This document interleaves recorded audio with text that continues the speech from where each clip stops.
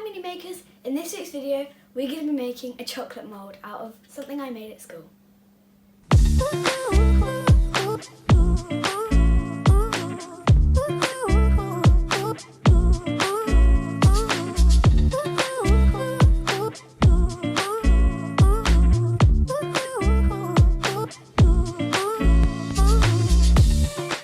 So what I've got here is the mould, obviously, the chocolate, and then you also need a medium-sized saucepan, a Pyrex or like heat-proof bowl, and you need to put some water at the bottom of the saucepan so that you can melt the chocolate to pour into the mould.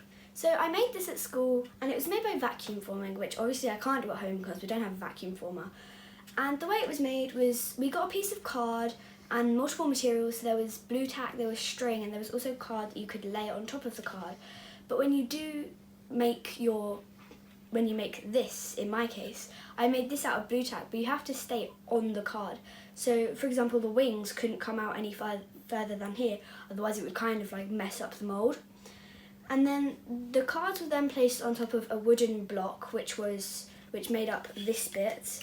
So yeah, and they would then put the plastic on top and pull the lid down. It would like heat up the plastic, and then the vacuum from underneath would suck the plastic down so that it covered our blocks of wood and in my case the Golden Snitch. And our teacher broke them off for us, and then you have to get the wooden block out and take the card out and the blue tack out as well, because otherwise you're going to have blue tack in your chocolate or ice. This is the Golden Snitch. So we poured about 4 centimetres of boiling water into the pan, and then you need to put the bowl onto there. It should fit snugly but shouldn't really touch the water.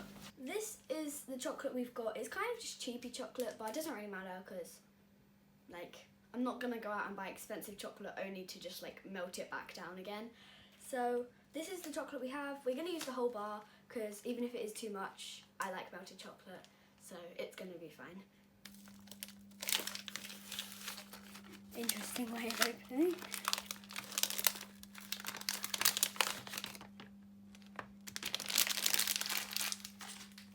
So now we have to break up the chocolate into smaller pieces that is easier to melt.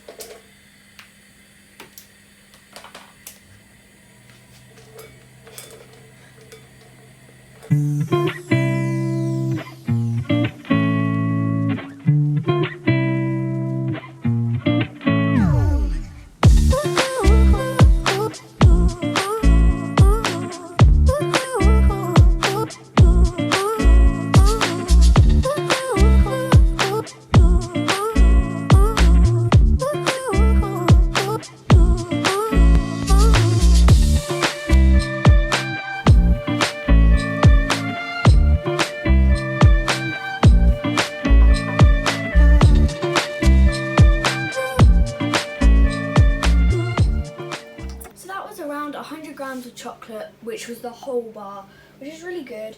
And I was wondering whether I had a sudden thought, as we were pouring it in, was the plastic just gonna melt when we put the hot chocolate in, because it's hot and plastic sometimes doesn't withstand hot, it just melts. But it looks like it's withstood it pretty well. And I think this is gonna be it's a lot of chocolate, to be honest. It's a whole bar of chocolate in one tiny, very chunky bar, but hopefully it'll be nice. 2,000 years later. So I think it's finally set, and we have it here. It looks good. It's a big chunk of chocolate, but I'm not really complaining, to be honest, because it doesn't look like a lot, but it's very dense. So yeah, we're just gonna try and get it out and see what it looks like.